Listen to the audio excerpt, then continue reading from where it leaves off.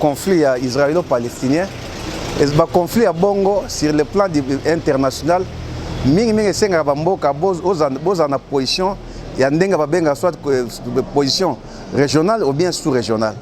Ezaka malamu mingi te ko pesa position na ndenge ya mboka yo moko pona ko vite mikaka mosusu. Omoni kambo ya conflit ya eza ba dossier moko eza très sensible. Na banza wa babengi Palestine, wa bengi Israël, wa bengi Palestine do israélite, baza toujours ba créature de Dieu. Mais kuna monde entier bazo mo net ke ba israélien balingi ba matela ba palestinien ba comme ça on était loko to boya ki na Afrique ba benga ki apartheid. Ya ko za palestinien ba sous-homme or baza ba tout créer l'image de Dieu na part entière. Mais wana eza d'un côté. De l'autre côté, de Konabiso Félix azali président de la République, mboka na biso toza na état laïque. Ça dit toza na bengi liberté de culte. Oza libre koza musulman, oza libre koza bouddhiste, oza libre koza la hindou nyonso wana. Parce que tant ndenge za ba vota ki ba chrétien bazali ba musulman bazali. Alors on attend makambo etali mboka et sengeli penda ko vulaka position moko ba teke po boy. Parce que lobi boy na sima ba vota ba musulman tanto bazali. Dans un état laïque, koza chrétien c'est bien beau. Mais koza pe musulman dans ndenge mboka biso ba pekisite. Alors il faut qu'on a plus naître na côté pour les amala mingi. Na banza likambo ya conflit Palestine na Israël, ndeko na biso président République akendaki na lombango. Pona nini? Parce que l'Union européenne va rejeter plan Trump wana. Ba mona ki net kezali à partir de bis ndenge likambo sud-africain, ba mona ki na tango na bango pa mindele, yango pe ba israélien ba lingi ba sa ba palestinien. Kozwa Sadek abwakisaki yango. Kozwa Union africaine abwakisaki yango. Oh, biso za membre ya Union africaine. Koutou mokonza mboka azali en même temps vice-président ya Union africaine. Yo monde kozala ndenge ndeko za vice-président ya Union africaine. Ezali likambo oyo politique internationale. Oh mwana mboka Joseph Kabila asalaki déjà, c'est-à-dire que ndenge za vice-président wana. Attends moi na sema za président de la République, alinga za na parce que ça réservé pour na RDC. Peut-être zo bunda pour na bambole zoya tozwa président de la République. Mais na tango e bangi Union africaine, ba bwakisaki position ya Trump ya conflit palestinien, les conflits palestiniens. Yo zali na Union africaine d'abord, ensuite zali vice-président de l'Assemblée ya Union africaine. Yo lobi que te ozo soutenir Trump. Ozo se solidariser na Union africaine. Oh yo zali vice-président. C'est-à-dire que na côté on approche pendant zali malamu te, au moins zali d'abord malamu te sur le plan sécuritaire. Ba position on a étalé diplomatie. Mingi lokola Congo. Ah, toujours que vers la mondialisation. Tokoza sutoza bazo benga mokili village planétaire. Ça dit ba position 5 amigos zango par rapport ya ba organisation sous-régionale to régionale. Kokende yo moko boye sur le plan sécuritaire eza malamu te. Au moins nous a bengi makamba tozo souhaiter ne sont pas des prophètes de malheur. Nous va bengi tantôt terrorisme tantôt boy. Ça dit que yo mboka moko Congo mais vous avez position des ali boy contre boy. Ba palestinien ezali malamu te. Ba conséquence ezali yike tozo ko souhaiter au moins islam ba palestinien bango nyos bazana tendance moko ya ko protéger palestinien bazomane bazali menacé par Israël na États-Unis d'Amérique. Bon natango yo imi bimisi boy. Au comme quelque part d'être moi cible ba musulman ezali malamu te. Mais ce boké na position o ezali globale. Union africaine ba bwakisaki yango et Union européenne ba bwakisaki Sadek ba bwakisaki yo ndimi yo moko entre temps aux appels vice-président ya Union africaine au moins mois de phasage wana eza malamu mingi sur le plan diplomatique. Mboka na biso na tango tona besoin États-Unis de biso to comme ba mouton de panurge politique nyonso ata eza mabe États-Unis to ndaka na sima po tona besoin ko de biso na mona mboko États-Unis d'Amérique edate États-Unis d'Amérique mboko ndenga za wana butu azoke senga aide na Chine ba France azoke senga aide na Chine biso nyonso ezali problème ezali ya volonté politique bato bango ko bakoya ko investir ezali te que lelo yo kaka poto na besoin ya aide ya Amérique ezala projet bazana besoin que Israël ba continuer ko étouffer Palestine nzambe ayeba palestinien ayeba israélien politique wana ko étouffer palestinien lokola bango bazana ndenge wana yo pe mbala moko landi parce que besoin de sungi alors que yo za ndenge za wana akoza obligé à rendre compte à s'expliquer devant l'Union africaine il y a zali vice-président l'Union africaine ba plan Trump to boyango pour les autres manette apartheid net que Israël a besoin kaka à continuer konyoka le peuple palestinien mais yo ke ondimi siko ozo porter à faux contre Union africaine et yo za vice-président a cause appel na mito va retourner sur le Cameroun. Est-ce que ça qui réfléchit la mouvement lombango pour na yebso que makambo ya ndenge wana telle diplomatie internationale ba position ndenge wana surtout ba dossier moko sensible et c'est que mi cause position moko ezali commune net na cadre Union africaine balobi ke tondimi to boy parce que moyo za ciblé pendant za Union africaine ndima ki to boyaki mais bino nyo zo ba boyaki yango mais bino moko na RDC boko na moko andimi yango quelque part des phasages wana ezali bien te ezali malamu te sur le plan sécuritaire ezali kitoko te et puis sur le plan diplomatique pe okomona na baninga na Union africaine ba comme pe mefia mais biso na Union africaine lobi boy yo za mokonzi ndenge nyukuna lobi boy ozomona ke nyonso wana ezali ben sida diplomatique ezala malamu mingi te tozo souhaiter yango te tozo souhaiter yango te parce que omoni États-Unis koto eza grande puissance bazokoka yango te bazokuta likambo wana biso za pays moko eza toza encore très omoni eza na niveau ya beni kuna babe yango terrorisme tozokoka pete mais so ezali ke bango moko bali bakita biso ekoza passe eza kuto eloko toko souhaiter te mais souhait problème ezali ke mbala sima ba position ndenge wana il faut koyeba quand dire ça veut que non likambo bongo poser la question wana question wana réponse boto na Union africaine doit que position moko commune ezali boy ko bimisa mutu yo moko boye alors que yo moko mboko mo ndenge eza nano ezali en tout cas pour ngai nazoko mona que ezali vraiment incident moko diplomatique grave sincèrement omoni mboka o ndenge toza boye ndeko na ngai il faut que tambo na mibeko za important na ndenge kotala boye na ndenge toza na babengi gouvernement o azali majorité ezali FCC azali FCC majorité te po azali FCC azali majoritaire parce que azali ba député ebele yango na sali ke aza majorité wana majorité azali on arrête ya gouvernement wana soki par exemple dans la logique to linga to bima babengi gouvernement de cohabitation ça veut dire que tous les ministères balinga ba ministre FCC alors président linga ko président moko en étiquette avec tous les ministres FCC. Mais moi, je suis tali parce que au monde, il y a des élections na biso. Nga musu badwaki habité ba député ngo bazaki ya solo te peuple a nommé ya voter ba ngote bazaki nommé. Mais nga musu badwaki pété président république nga zawana pe azaki pendant voter te azaki nommé. Mais moi na mboka son prédécesseur Joseph Kabila na bwana na ya moni que non, il fallait basa la alliance, basa la coalition, ça dit ba fongola moi ba fenêtre moko boy. Pour na cash bazo ndamo ba ministère, ba tamusa mboka longo. Pour président Péazanana, moi, contrôle le gouvernement de Ngezaliwan.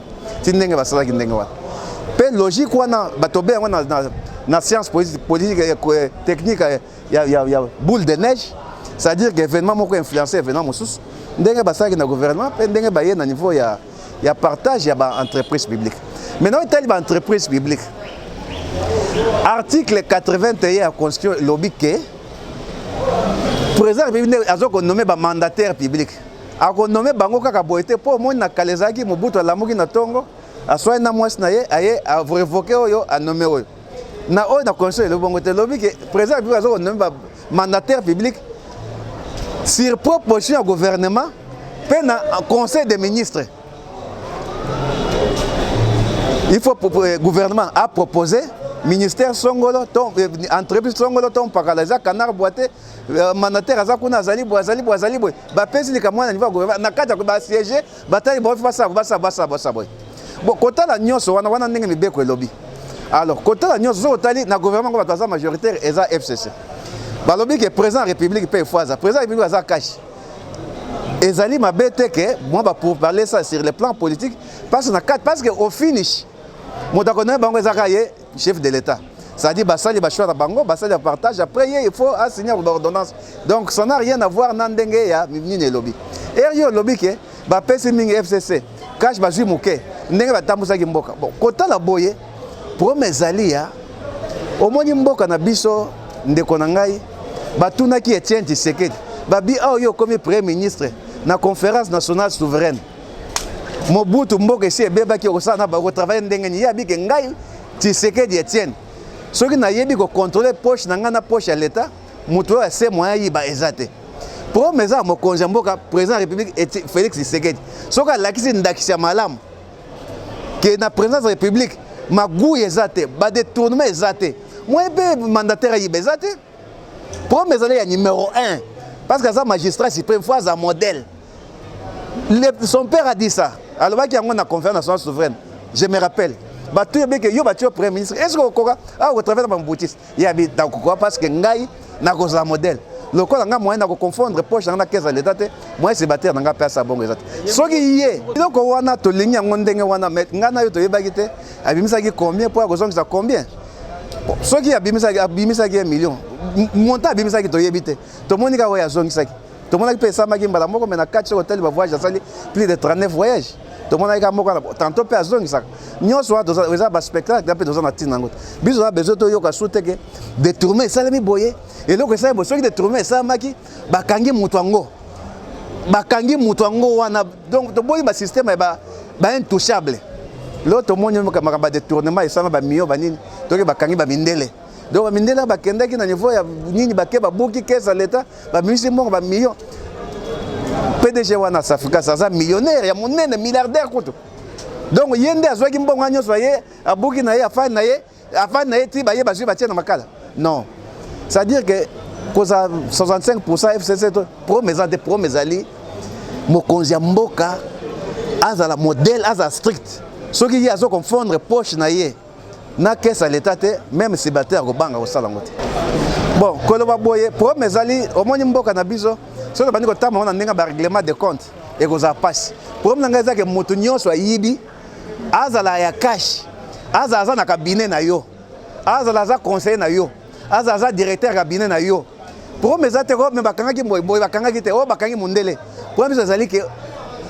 ya ba spectacle wana te oyo ayibi et puis ezaka banquête moko boye net ba distraction te bakanga net ba distraction pe te po dore bamso bakangaki na tongo na po ba libérer eza penda ko kanga ya solo be bakanga bato ya solo po ngana yebi net réseau avec bakangi mundele na safra salia wa des années so de les société ezaka sembo o saka musala malamu eza Africas nazo mituna mundele ngo komi liboma po anyima ko bemza crédibilité compagnie de Africas ay ko détourner mbongo na Félix da régime Félix lelo boye ezo nazo mituna ba question ebele pe akeneki abuki kesi mo kasi ba miyongo yemoko allié koloba donc bazwi mbongo ba pesier lokola azaki na pouvoir nano bando yiba na ye yo fandaki aussi omona Africas ba pese mbonga sa mosala sa te ponga na mona nante na mona ta mokolo moko te bandanga na fa na ça fait 37 ans na mona ta mokolo moko te ça va pese mosala boye o asali te pe mbonga liaki donc ba mbula sali kaka ndeo ya ko yiba tour mais entre temps bango pe to yikuna ka buida kabina après ote ezalaki boye muto azwaki muto boye ba komo na bango yebani bato wana bazaka bazolia bazomela bazokota bazotamba badi palix dozomona wana nazala mingi ozala problème nanga ezali ke tozala besoin de spectacle te tozala problème ke muto ayebaki ya solo makaba intoucha besila azala directeur ya cabinet azala conseiller ya yo azala nani soki ye muto azwaki bakanga ye soki to komona ke ezali moi réseau moko boza peuple léger bokabola ndambu c'est pas ça le problème problème ezali ke oya yibakanga ye soki bakangi te seke c'est ça le problème. Parce que tu as 15 millions de dollars, tu as solution dans le côté, tu as 30 millions de dollars, parce que les Camongo, il y a 100 jours, il y a même l'intérieur. Donc, mon intérieur, il y a non. Vrai, mais Bazali, parce que le peuple a éveillé. tina ko ba koma bayebani bazo na journal bazo koma bayebi bazo ba miyo wana bokti ko sa bundela bato yaki ya buka boy bayebani musala esa mana ndenge bakanga bawo bayebani bazo yiba ba miyo wana bayebani bon lokola banquette za en cours ezali pasi mingi omoni koza na général na mboko ko perdre général peut-être to yiba ka valeur général na mboko na biso de général pour na ko général il faut au moins 10 ans pour na former monta ko il faut 10 ans. Et pour perdre général, vraiment. Et puis, il passe un ambassadeur, il y a pays étranger, à Zoako, là pour suspendre. Qu'est-ce que vous avez à voir un ambassadeur des États-Unis à rapport à le Cambodge Mboka? Mboka est RDC, Mboka est un pays, Mboka est un État souverain. Ma Cambodge, Mboka hier, ça matin, qu'un ambassadeur a un commentaire sur un général, oh, il va suspendre, tout à Koufi. Le problème, c'est un père de famille, Azamuto, Aserva qui est colo. Donc, il faut enquête solide. Si la solution est responsabilité est établie, et quand les candidats parce que le peuple est fanatique. Les loyaux, les américains ont intérêt. ata mokolo moko te américain biso fandaka ngai nayebi série moko bachinois bazalaki babengaki formation ba commando de choc na Kisangani et bachinois bazo former américain aza neloko asala na mboka ote américain nous a d'abord pour intérêt na ye ils pour intérêt africain te alors que c'est pour na loi général que un ambassadeur a se vanter nango ça me fait très mal au cœur c'est un père de famille il a lutté il a combattu pour ce pays toyebi na est le loso qui commandé ngene sama qu'il faut abanqueter ça et pourquoi il est décédé il y a zagi chef d'état-major général chargé il y a renseignement militaire au moni tozana bateau bazaki basima il y a prédécesseur biso Joseph Kabila baza en vie tozune Pierre Lumbi bazaki conseil spécial en matière de sécurité akoma ku d'opposant na ye azawa nazo tambola zo melazolia bon oyo na yebite liwa yeuti wapi enquête salema ba responsabilité za établi ezate ba enquête bandaka na tongo na poko kata pas c'est un père de famille yo ko sepeli wana maison ba famille o bazana besoin azala zaki démon et yo benge démon maso zo benge ba saint et c'est kazaki na goma ba benga ki ange qui a sauvé qui pemboka il faut banquete za penda asidi koyeba likamongo eza ndengeni eloko wana na yebite monisco azoko sa nini na kati qui dit monisco dit États-Unis d'Amérique oyebi ke na ba bengi Nations Unies ONU ce que ça na grand contribuable apesa ka mbongo belé pour Nations Unies fonctionner ba États du monde des alliés États d'Amérique ça dit ONU eza eloko moko net eza eloko moko ya na maboko ba américain qui dit ONU dit la MONUSCO. Qu'est-ce que la MONUSCO vient faire dans tout ça? Quand déjà un ambassadeur des États-Unis général il faut ban mboka bazali qui sont compétents, il faut les agir moko ya ban mboka basa l'enquête ba yeba ce n'est pas la MONUSCO. La MONUSCO yewana ye po ya lobanine. Eza fuite en avant to boye loko wana. To boye loko wana parce que ils sont derrière ça. Ils ont appuyé ça. Ouais, Kofi wana aza congolais ni jonanga na yo. Mais pas que ça congolais azalaki chef d'état-major général et armée ya samité aza mutu ya pamba te tozolika mwana nettement sécurité non il faut peuple éclairé azala éclairé na likambo wana il faut famille na ye bazala éclairé ils ont droit à ça makambo susu yo zomona ke eseli ndengwana batu musu etikali bomba retardement il faut vérité yebana ndekwana au moins nazo te ndenge ni bato bakomi agité oye Mamadou ya ndado ya ndala Mamadou baki balandaki te komi boyene Mamadou ndala akufaki na champ de bataille munyo sayebaki comme un soldat akufaki na champ de bataille tokobe yango mort naturel en tant que militaire na champ de bataille moya ndeko Delphin Kayimba eza mort moko suspect tozoko tâtonner tozoko yebate est-ce que ezali pendaison est-ce que ezali strangulation ba suspicion eza na kati mingi faut peuple azala éclairé na likambo wana ayeba likambo eza ndenge nini maloba nanga suka ezali ke na kosenga na mingi na mokonza mboka azobimaka libanda ya mboka na likambo eta ya diplomatie ayebaka nini ya koloba te parce que toza mboka moko toza na pays moko très fragile toza na besoin lelo mingi makambo etali politique internationale mingi bakoma kokenda na ndenge ya lisanga ça veut dire que ozwa position nete ya Union africaine soki mpe na Europe bakomi kozwa position ya Union européenne ceux qui peuvent boza na sous-région bozu dans ndenge ya SADC ezaka mingi ndenge wana ko bimisaka moto États-Unis eza grande puissance mais malgré que grande puissance na ye wana na côté ben sécurité azokoka yango te na tango da bozu likambino baninga na Union africaine que côté au plan Trump to rejeter yango yo zape d'abord pays membre en même temps vice-président pour obite ngana za sima we ezait moi cause en déphasage na Union africaine ezali malamu mingi tozana besoin politique internationale au moins mboka Joseph amenaki wana ti esali ke l'autre vice-président de la présidence il faut être cohérent na politique internationale biso po tozwa présidence wana Union africaine.